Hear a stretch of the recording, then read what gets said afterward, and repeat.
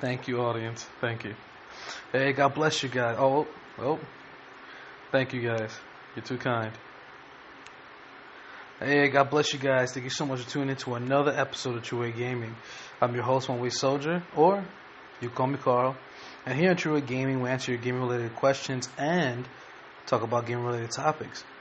And for today's episode, I know first, I know in the previous episode I stated that I would not be uploading an episode this week due to me being on vacation.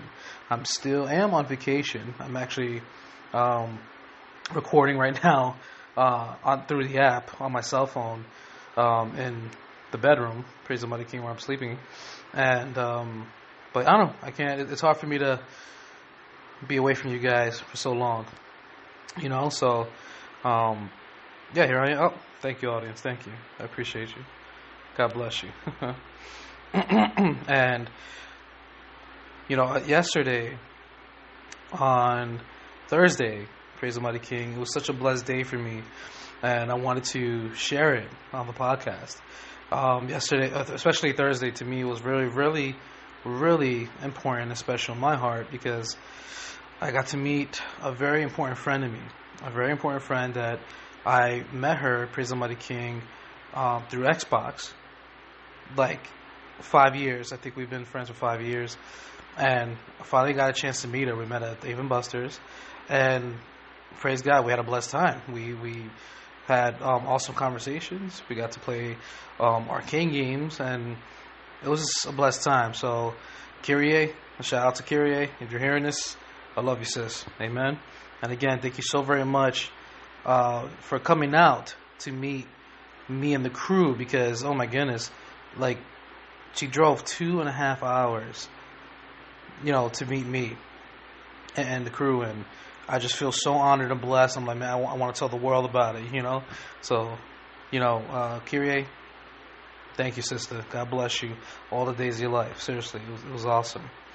And also, I played a whole bunch of games that I knew that came out. They were exclusive to Dave & Buster's, I do believe, back in 2018, if I'm not mistaken. And, like, for example, Halo, Fireteam Raven. You also had Time Crisis 5. And then, what was the other game? House of the Dead, Scarlet Dawn. These games, they were exclusive to Dave & Buster's for like a year, I think it was. Or maybe 2 years.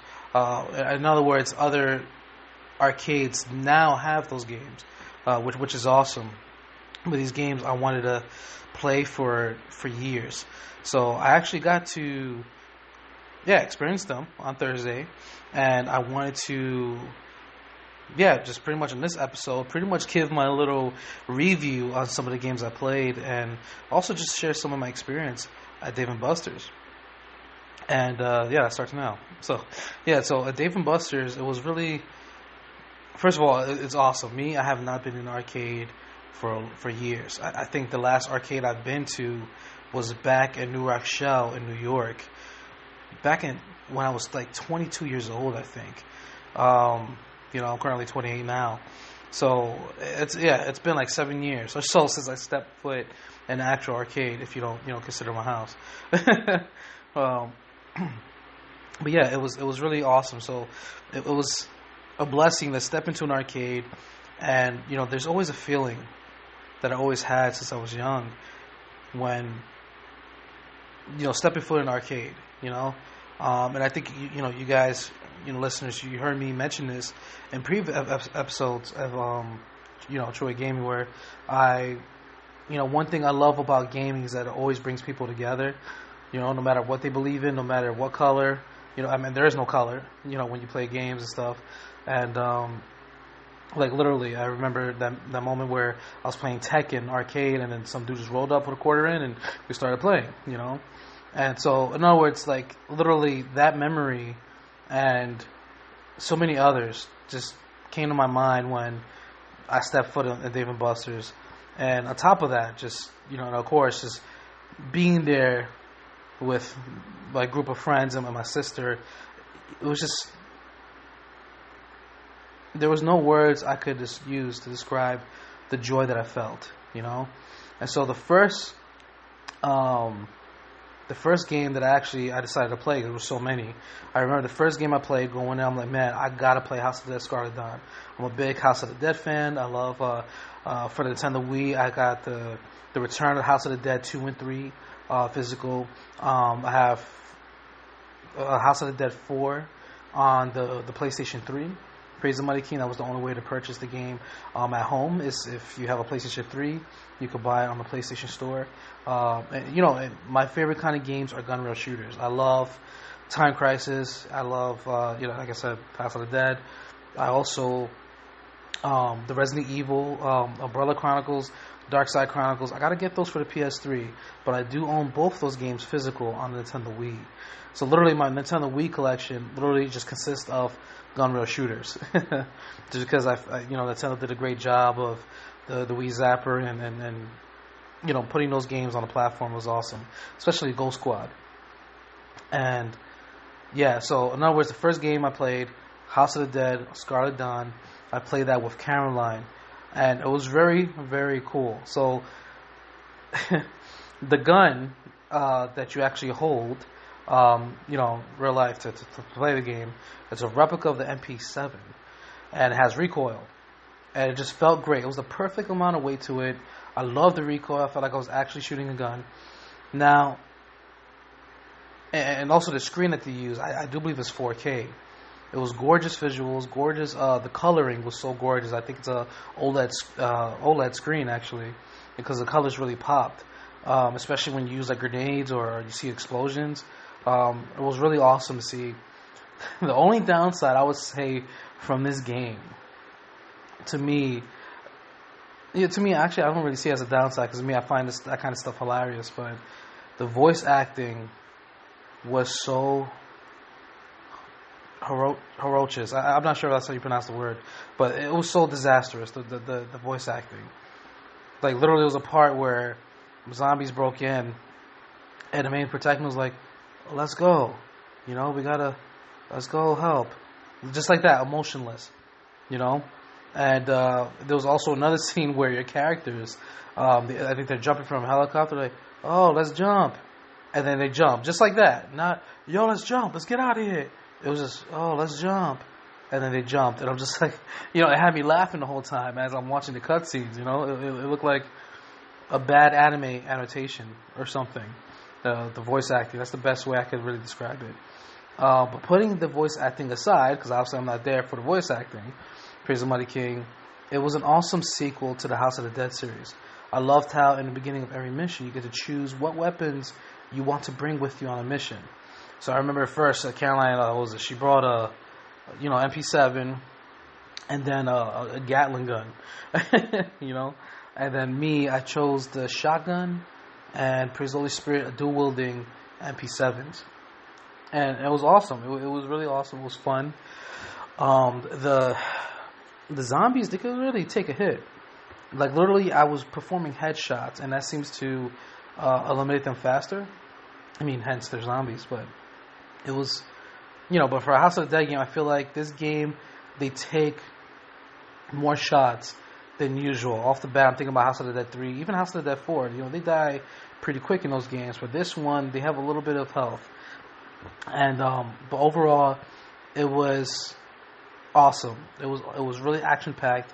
What was happening on screen, and praise the Mighty King. It didn't feel like I was being gypped off. It's usually when you play arcade game and there's like literally lies that happen. Like you get hit out of nowhere, or you could, in the game, you turn a controller, like you turn a corner. And like it's like a little cutscene. You turn the corner, and then something is tossed, and you don't have enough reaction time to like shoot the object out the way, so you just get hit out of nowhere. House of the Dead 4, I feel like I didn't feel that. I feel like it was fair, so to speak. It was fair, and I was doing good. We passed the first mission. Caroline died, and I played the second mission on my own, and I lasted quite a bit, and because that was my thing. That's House of the Dead games. I consider myself pro when it comes to those games. I loved it. So overall, if I had to give House of the Dead Scarlet Dawn a rating, based on what I played, I definitely would give it an 8.5 out of 10. To me, it was a great game, and to me, it was a great sequel. I actually want to play it again, but I think it was like, I'm not sure if it was like $10 off the bat, or maybe $8.8 at Dave & Buster's when you have that card to play the game. So that was interesting. That was dope. That was really good. And then the game after I played immediately, I played with my boy, Mandalorian Blue. We played Time Crisis 5. Because again, I think you even heard me say in a previous podcast episode, those were two games that I really wanted to play. I wanted to go to Dave & Buster's. The two games, as a matter of fact, I didn't care. That was the only two games I got to play. Was House of Dead Scarlet Dawn and Time Crisis 5. I'm a big Time Crisis fan. I think, honestly, Time Crisis and House of the Dead as well made me fall in love with gun rail shooters. I have Time Crisis 2, Time Crisis 3 on the PlayStation 2. I'm missing Crisis Zone. I got to pick that up. Praise the Lord. But Time Crisis 4, I got on PS3. I'm a big Time Crisis fan. So, Time Crisis 5, going into it, I love how both screens are big. And, again, for the pistols, the gun that you actually use to play the game, they have recoil. Now, my gun it did feel a little weird because the trigger itself felt really, I don't want to use the word loose, but there was no tension behind the trigger. You know, when you pull the trigger, previous games, especially arcade machines, when you pull the trigger, it has some tension to it. It's not easy to push down all the way, you have to put some effort into that. But for this one, it felt really, there was like no tension at all, really. When I push the trigger, it goes all the way through, and it sort of threw me off in some instances because I guess it felt so loose when I'm spamming the trigger.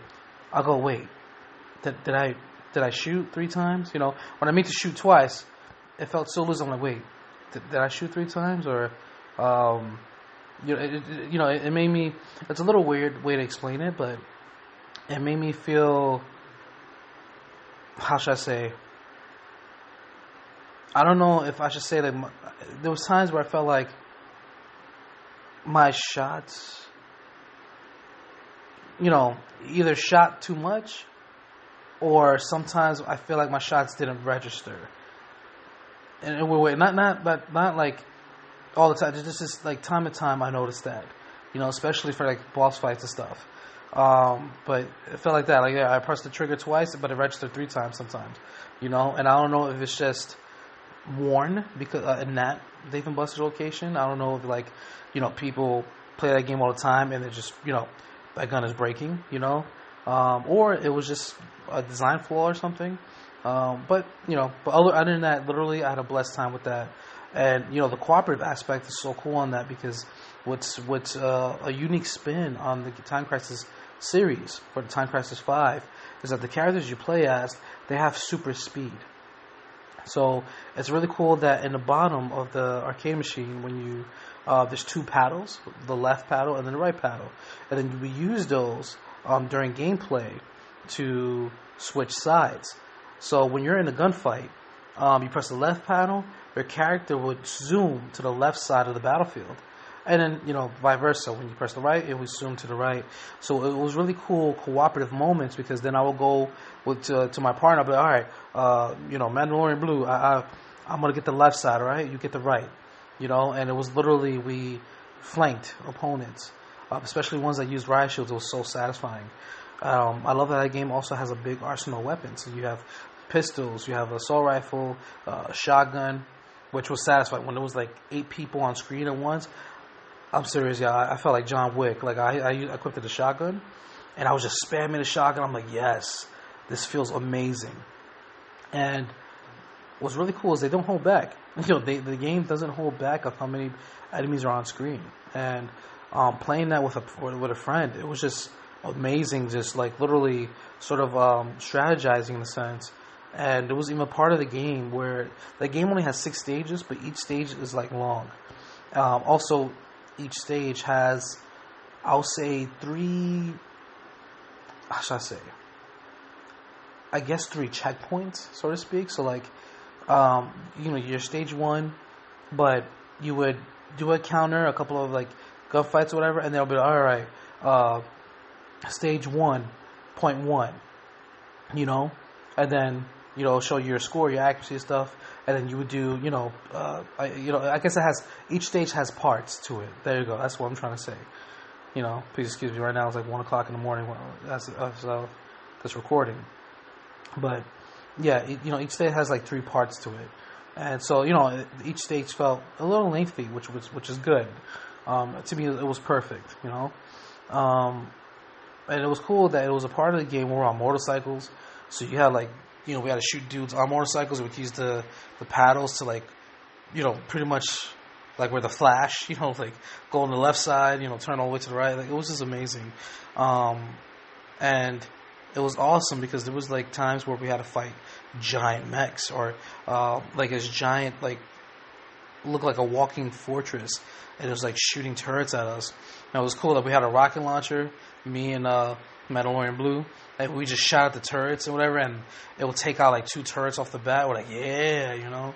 And there's even like helicopter moments in the game where both of our characters would go on helicopters, and then we literally there was like a moving train, and we had to like eliminate everyone on the train because it was the villain was there, and it was awesome. It was straight up awesome, just pulling out the trigger. We never had to reload. We had to take cover, and we could go on different sides of the helicopter. And overall, the game was straight up action packed, and it made me relive those memories of when I first played Time Crisis.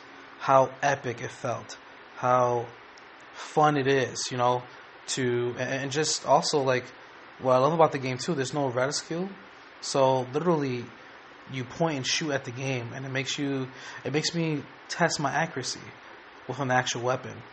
You know what I mean? And it felt great. It just felt overall great to play, especially with a dear friend. And I remember the main villain though. Oh my goodness, like the villain that we had to chase down. My man wouldn't die. There was so many times where, there would be these quick time moments, so to speak. So for example, the villain went on the zip line, and then you and your partner will go on the zip line as well, and it'll be all right. Shoot the targets, right?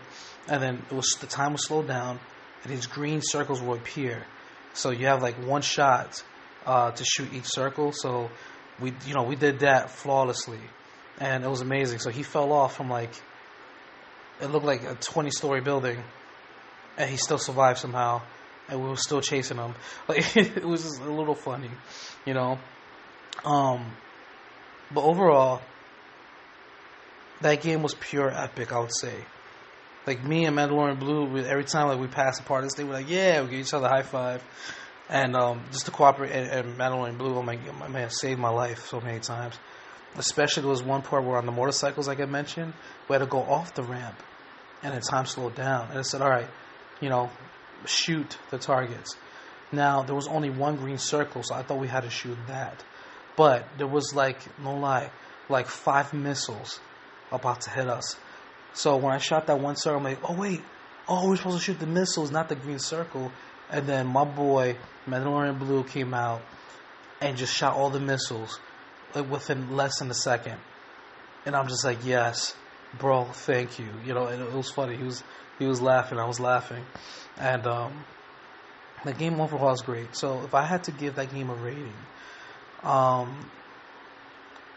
man, for me, to be honest, like, because to me, I struggled a little bit. Not struggled, I want to say that, but with the pedal system, it's a very cool idea. It's a very cool idea.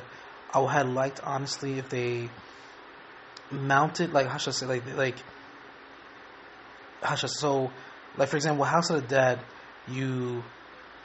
there's like a seating area, like you go inside the machine where you sit down, and then you pick up the guns, and then you're pretty much sitting down and playing the game. And I wish they sort of did that with Time Crisis 5 because of the pedal system. I wish that you guys sat down and played. I would have been so much better with that, so I could just sit down and use my right foot for the right pedal, left foot for the left pedal. Because to me, you're standing. You're standing while you're playing. So, yeah, you're standing and you're playing. It took some getting used to, plus, me, I'm a bigger set guy, so to me it was really it could have been challenging to while I'm playing, I'm like, oh wait, what's the right pedal, so to speak. So to be honest, guys, I would give that game. I have to give that game a 9. Based on what I played, a 9 out of 10 in terms of a gun rail shooting score. A 9 out of 10 definitely. And what was awesome was after that, man, it was so much games I played. I played a throwing axe game. That was fun. I played that so many times throughout the day. Like literally maybe 10 times or so, just that alone. The throwing axe game, there's 2 rounds, and you have 3 throwing axes, literally physical throwing axes. They're not literal physical. They're not literal throwing axes. They're, obviously they're like, it's like a green hard material. It's like not, no, it's not foam. I don't know what to call that material. Like rubber. There you go. They're like rubber throwing axes. They're rubber, and they have some weight to it too, like a real throwing axe. And you get to throw it, as a big target, and if you throw it in the middle, you get more points. And it's really cool because you can actually toss them. They can actually get stuck on the target, and you get more points if you get it stuck.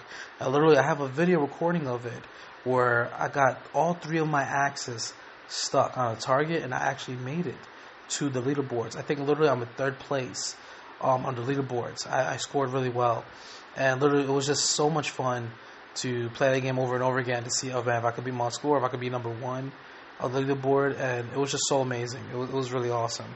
And that game, I give like 8 out of 10, because I kept on going back to it. So, and another game I played, it was a cool game that I got to play with Kyrie. It was this horror game, right? It's a gun rail shooter. I'm trying to remember what it was. It was like the Horror Experience 4D, and I'm pretty sure I forgot the name of it. It's like something the Horror Experience 4D, and that was interesting. So when I got into it's a cabin that you step in, so you sit down and play, and it was cool. The graphics were great. Their screen there was a little bit messed up, but it didn't affect gameplay really. But you step in, you play whatever. I think it was like 7 points to play, and you get to choose what level you play as. You could choose to be like, you start out in the cabin, start out in the like a prison area, asylum, I think, etc. And basically you're shooting out monsters and also zombies.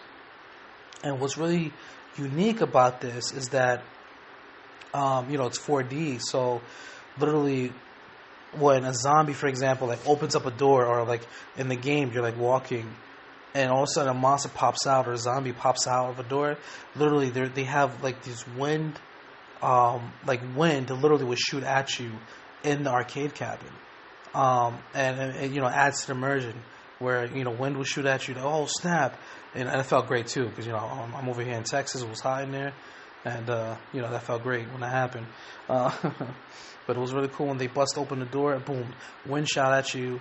It was great 3D audio as well. So you heard when the monster like and zombies would go It was, in other words, it was really immersive. And I mean, it took them a while to die too, even with headshots. What's cool in the game is you and a partner shoot at an enemy at the same time. It does more damage. And I'm gonna be honest, the jump scares were not scary at all. I mean, the only thing that will really catch you out there is like quiet moments, and then it busts through the door and you feel the wind shot at you. It was good, but to me it was not scary. They were close on capturing a horror experience, but really, I must say it wasn't. It wasn't really scary at all, for me, and even Kyrie, if I'm not mistaken. And what's really cool is that the guns that you hold, so you have to hold it with 2 hands, and it's sort of like a turret style gun that you shoot with in the game. What was cool is that the actual gun, that you use to play the game, it has these 2 meters on the handles, and what that does is that it reads your heart rate. So it was really cool. I saw, Kyrie, her heart rate go up to like 84. I'm like, sister, you right?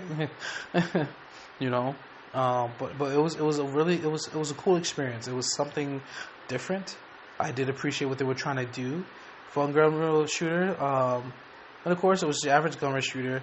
It took a little. I felt like the monsters had too much health, in my opinion. But overall, the graphics were outstanding. Again, the 4D experience, I get it was awesome. It was definitely different. But overall, the gameplay, I felt like something was lacking, and I think it was probably the enemy's health, and then literally, you can only use, like, in the game, the person was using an MP5, but really, the game that you actually the weapon that you actually used to play, or at least the fake gun, I guess, the arcade gun, it was like a turret style weapon, whatever. So I felt like, okay. I felt like I had liked it better if literally they made like a replica of the MP7 for you to play with in the cabin instead of that turret style gun. But I understand that they did that so it could read your heart rate, So I understand. I appreciate what they were trying to do, and it was a good game. It was overall a good game. I would love to own a copy at home, but of course they're not going to have that. It's weird too, because a lot of these games, I'm like, man, it would be perfect to run like on the PS5, on the Series X, and it's just really weird that I have not seen Namco or these other companies, Raw Thrills, make bringing these games to home. It was really strange to see that. Praise the Mighty King, but it was dope. So if I had to rank that game, the horror 4D experience, the horror experience 4D, I would give it, to be honest, a 7.5 out of 10. It was a good game. It was honestly a good game. I appreciate what they try to do, but again, it was something was lacking in terms of gameplay. The monsters had too much health. The gun that you used to play it overall, and it wasn't. It wasn't really scary, but the voice acting was better than House of the Dead Scrolling 9. Even graphically, it was cool. It was good. I'll give it 7.5 or maybe even an 8. But yeah, 7.5 I think is accurate. And then also the other game I got to play was the Walking Dead video game. That was amazing. The Walking Dead video game, I played again with Kyrie. That was really cool because, again, you go into a cabin, you sit in it, and the surround sound was great. Sound effects was awesome. The graphics were gorgeous. I think it honestly was in 4K because I like the segments in the game where you play in dark areas and you use a flashlight, and really, like, blacks look black, and color, like, when explosion happened, explosion looked vibrant. Even the details in the zombies themselves, it looked really good. It looked really good. The coloring was amazing. So I think that screen that arcade cabin probably uses an OLED screen as well. And it was also like some of these arcade cabins, man. I want this screen for my room. They look so good, the screen. But anyway, yeah. So it was really cool because you didn't play as Daryl, but you played as survivors in a prison. So I think it takes place around maybe season 3 or 4 or so. I think 4. But you play as a prison. Obviously, zombies got in a whole bunch. And you use a crossbow. So the actual weapon, or I should say the replica, you play with a crossbow replica, and that felt solid. That felt great. So you used, there's like 2 handles. So you're like, you're left-handed and right-handed. There's 2 handles you could use on the back of the crossbow, and then you would actually use this lever action that's on both sides of the crossbow. I'm talking about the replica you actually use to play with, to use to play the game. You actually have to cock it back, and that felt satisfying. Every time you had to reload, you pull it back to reload. And what was also cool is that the crossbow, since you're using the crossbow and it's a gun rail shooter, at first I thought it was just one shot, but no, you actually have 8 arrows to shoot in a clip, and it's a semi-automatic crossbow, so you could spam 8 shots, and then you would pull the lever back, and literally it felt great to play. It felt solid, and it was cool. Like literally, I was getting headshots. You see a reticule on the screen. We were headshotting zombies. It was really awesome. I mean, literally, it was funny. Me and Kyrie, we spam like literally like 5 arrows each. So you see a zombie and like there's like 10 arrows legit like coming out of his nose and and his eyeballs and stuff. It was crazy. But it felt really great to play, really solid, and yeah, it was really action packed because there was a lot of moments where you had to save survivors, so time slows down. You had to save, you shoot the zombies off the survivors. There was a lot of times where I actually shot the survivor and I lost health for that. And even Deja too. Kyrie too, and there was even moments where you had to shoot like gas canisters and would blow up zombies. It was an amazing gun rail shooter, and I'm like, man, I would love to see this come on PlayStation 4 or something. Like literally, they could bring that home, and it was really a fun experience to play. And I think we got pretty far. I think we were leaving the prison. I think we died on the second level. The first mission was like long, and literally, I think we did the first mission. It felt like 15 minutes, maybe even a little more, just for the first mission. And we did great. And we were just all right. Well, if we die, I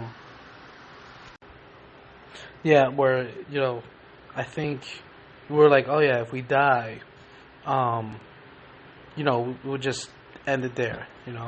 We'll end it there, and then we will play something else because the first mission was really long. But it didn't feel like it dragged on. It had a good pace to it, and it just overall felt really fun. It's just there were so many games at the arcade. We wanted to try to play at least most of them. So for that game, it was so fun playing with Kyrie. It was awesome. So that game, I would give it. I'll give it an 8.5. It was a great game. It was fun. 8.5 out of 10, definitely. It was so satisfying to play. Graphics were good. There was moments where even caught us off guard, sort of like a jump scare. And honestly, it was an amazing thing to play. And then, also they had Mario Kart there. I didn't get to play that. I wanted to, but nobody was like, I could play it on my Switch, kind of thing. And it was something. It was awesome. I'm trying to remember other games that we played.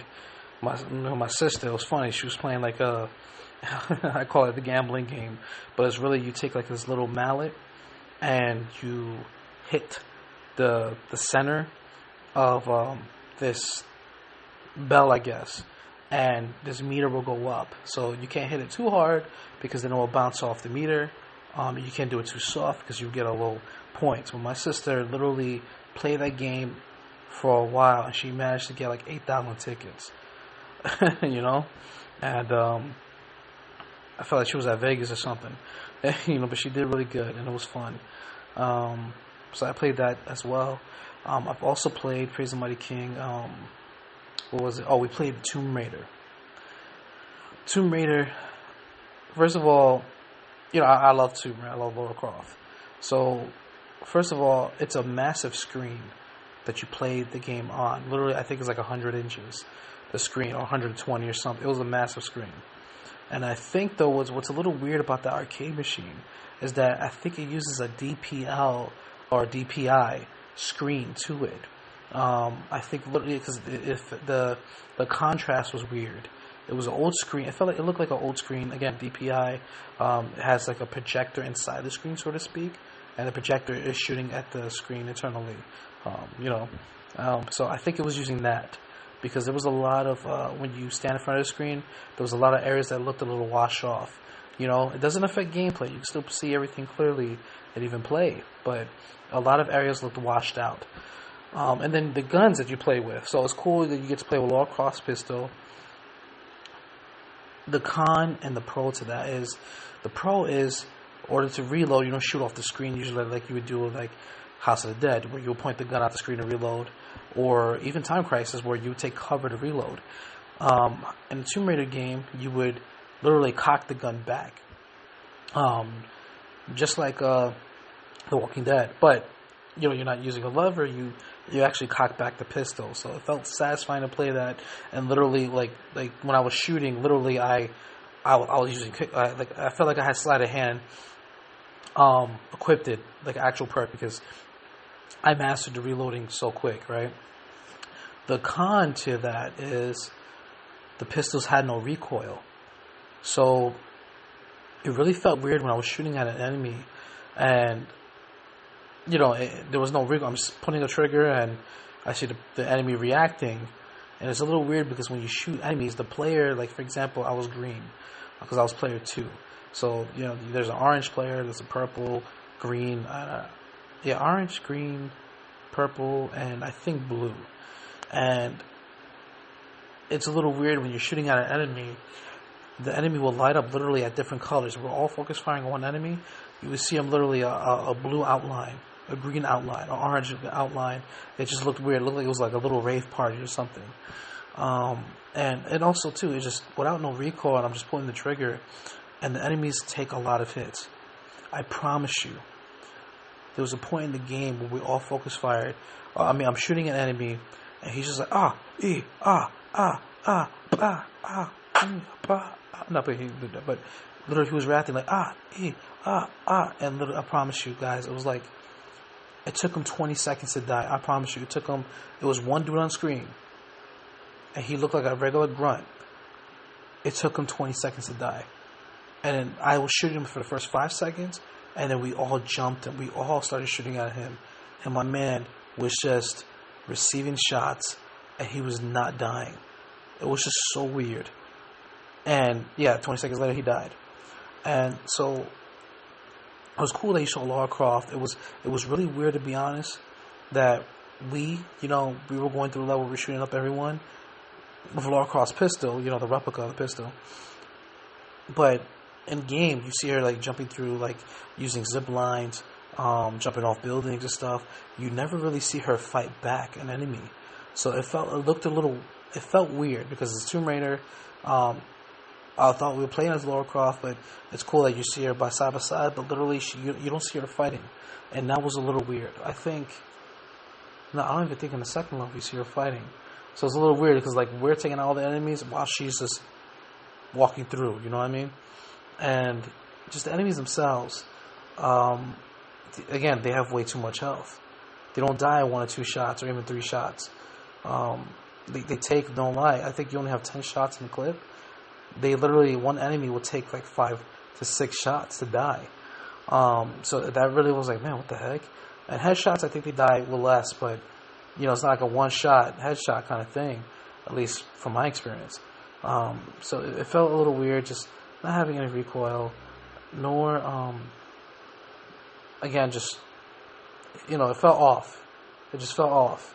Even when you do shoot the enemy, it wasn't satisfying to shoot them, It felt like a chore trying to kill them a little bit. It's cool that when, during scenes, or as you're going through the game, you see like a vase light up, so you shoot it, and then you get a collectible. You get like, the mask of, I got like a Japanese mask or something like that, so it adds to the points. And at the end of every level, it will compare the points, and it will say, all right, this player did the best, kind of thing. And the graphics were gorgeous, I must say. The graphics were gorgeous. Again, it was nothing like House of the Dead. I would say it was even nothing like I don't know, I would even say the horror experience 4D. To my opinion, that game was more,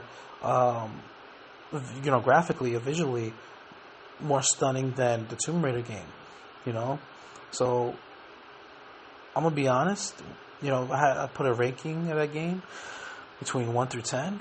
I would give the Tomb Raider game, I must say, praise the Holy Spirit, I would, a 6.5. To me, it wasn't good. It didn't feel great to play. The good thing was I played with my crew. I played with my friends. I played with, Tony, Caroline, Curie. That was fun playing with them. Generally, we were laughing, but the game itself, it made me not want to really play it again. I played it once, and I'm like, oh, okay, when we died, we chose not to, pay for it again, basically. It wasn't that good of a game. I thought it would have been better, but it has the potential there. But again, it's with the enemies having too much health, there was no recoil on the gun. The bullets need to do more damage, and it just, and just also too, the way the enemies looked scattered when you play, like the way they were scattered in the environment. So you had to really use like dead eye to shoot an enemy that was hiding behind a pillar. There's a few enemies in the top of the like the top of a tower, for example. It didn't feel great to play. It hurts me to say that too, because again, it's Tomb Raider. I love Tomb Raider. I love cocking the gun. But overall, the game itself, it was my least favorite gun rail shooter there, I must say. So yeah. So to me, to be honest, that game was a 6.5 out of 10. Now I'm trying to think of it. It was really cool too, because I saw Luigi's Mansion. I think that's like a gun rail shooter. They have Ghostbusters, which was another kind of a gun rail shooter. I didn't get to play those two. They also had Terminator Salvation, I think. A Terminator gun rail shooter. I played that before. That was good. That was fun to play. I'll give that game like a 7, a 7.5, because I love the gun you play with. It felt so great, even with the recoil. They also have an Alien gun rail shooter. They had Jurassic Park. I wanted to play Jurassic Park because I know that's a classic. That's a classic. I remember growing up playing that when I first went to an arcade. I was playing that like crazy. And yeah, it was just such a blessed time there, I played this basketball game. You shoot the hoops fast. You get a much. You score. Try to score as much basketball as you can in the hoop within, I think, a minute or so. That felt fun. I played that with Kyrie and Tony, and it was just like this throwing game. I would say your casual arcade games, where you have a ball and you throw up a ramp and you try to score in the little holes, whatever. I call it a ticking game. There was another one where you pay for it. You have like a minute, and you throw these red balls and you throw it at the clowns. These clowns, whatever. And I did really good, where I impressed Tony. He was like, "Dude, dang, dude, yeah, you part of the baseball team, But when I was growing up in New York, when we played outside a lot, and I used to play a lot of stickball. I used to play a lot of handball, and even games called it's not what it sounds like, I promise you, but we used to play this game called Booties, where we would take a handball, we'd buy it at the corner store for like $1, and we'd throw the ball against the wall, and then one of us would try to catch it, right? And whoever catches one hand has to sort of throw the ball really hard at everyone. And if a person got caught 3 times, because there's like different rounds, so to speak, whoever catches the ball, it was their turn to surf the ball, as in throw it off the wall, while the rest of the people are a few feet away, ready to catch the ball. And if a person got tagged 3 times, they would have to go against the wall, cover their head, of course, and then we could literally throw the ball anywhere at their body, but, we would beam them, throw the ball as hard as we can at their glutes, So, in other words, I remember playing that so much as a kid. And yeah, it made me be accurate with the ball today. So when I played that clown game, I was hitting my shots, and Tony was like, "Oh man, go ahead, bro," And so that was really fun to play. That game I give it was fun. I'll give it a 7 out of 10. Praise God. And it's really a ticket game too. You play that so you can earn tickets, really. That's all it really is. And let's see. I remember seeing a Connect 4 basketball game. That was fun, but I didn't get to play that. I know there's more, but man, it's like 1:50 in the morning right now. But I wanted to play like some racing games there too. I do love racing, but I didn't really get to play. We even sat at a table. We ate I ate pizza. I ate a cheeseburger with fries as well. it was an amazing time. The food was good to me. The food was good. But then again, I think a lot of stuff, or the majority of things I eat is good. um, and, man, I feel like I'm missing a game. On the top of my memory, played air hockey. That was amazing. I lost, I think, 3 times, but, I was good. It was a neck and neck match. I played that with Tony. My man knows how to play air hockey, and yeah, it was. Man, I know I did more than that too. There was something else that I played. I'm trying to remember. Yeah, but in other words, I'm happy that I got to experience Dave and Buster's. I'm really happy I got to play, and they could be more generous with their prices, to be honest. They could be more generous, but in my opinion, based on what I heard, because I went in there based on opinions from others that went there. They're like, man, it was really expensive, So I was expecting, man, we had to pay, go in there and pay,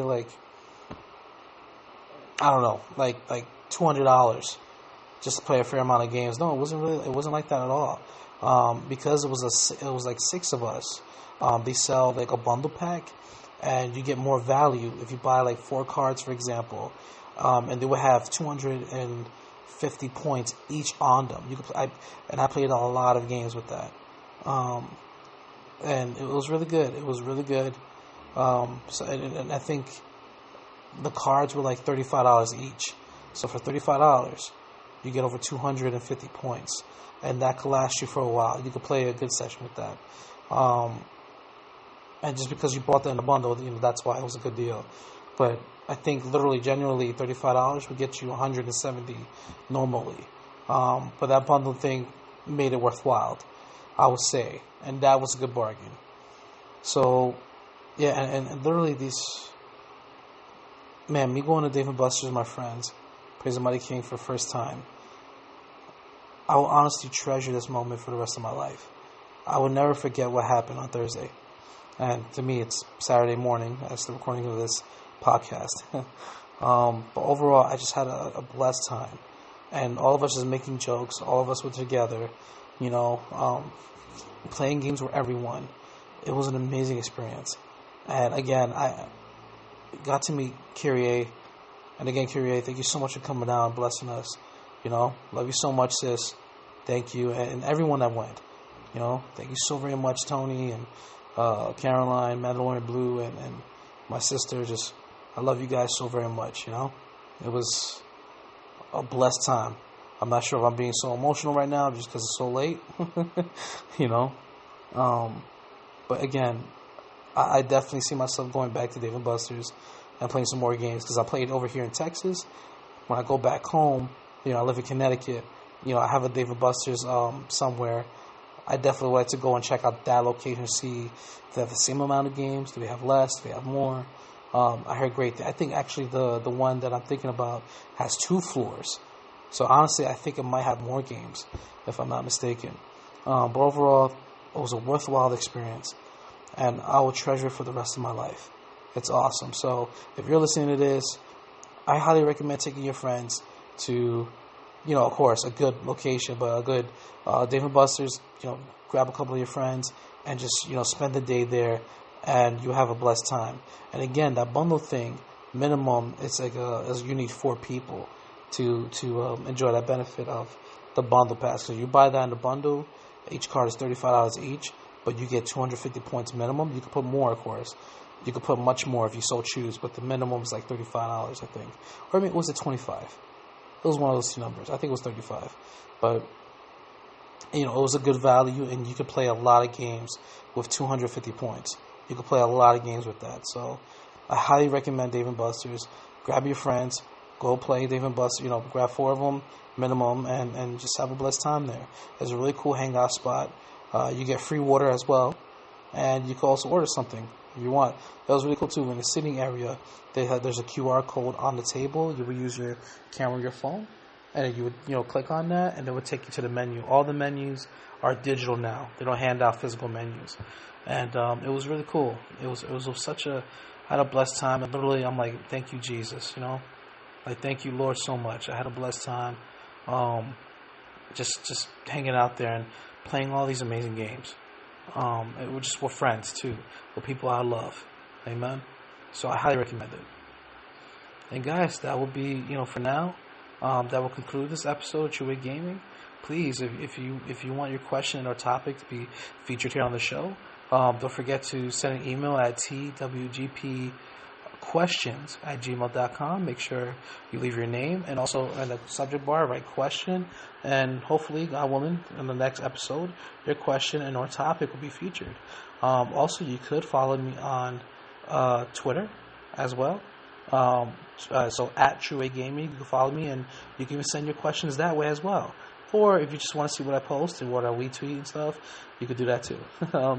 Also, I do stream. I started streaming again on Twitch. If you want, you can follow me on Twitch, One Way Soldier, and you will see a picture of a soldier. I'm gonna change that to the True Gaming logo soon. But right now, you see a soldier on one knee. And I think it says the task ahead of you is not stronger than the power behind you. I love the Lord so much. I love my Lord Jesus Christ. And then you could also, I also have a YouTube as well, True Way Gaming Podcast.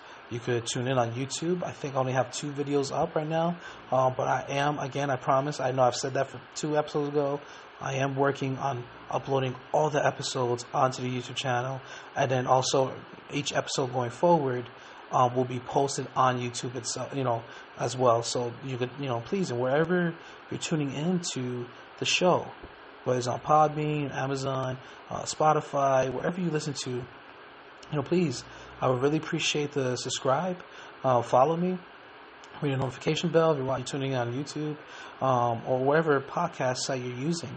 Don't forget to like and subscribe, and please tell your friends and family about True Way Gaming. And that way, they could, if they have any questions and or topics, they could be featured on the show. All right. So I think that's all for now.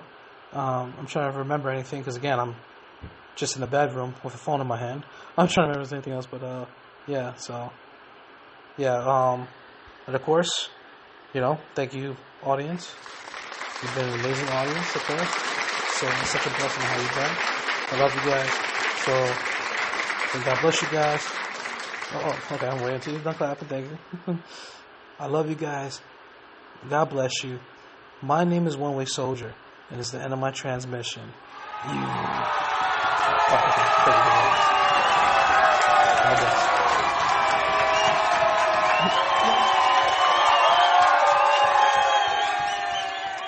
I miss you always. Love you guys.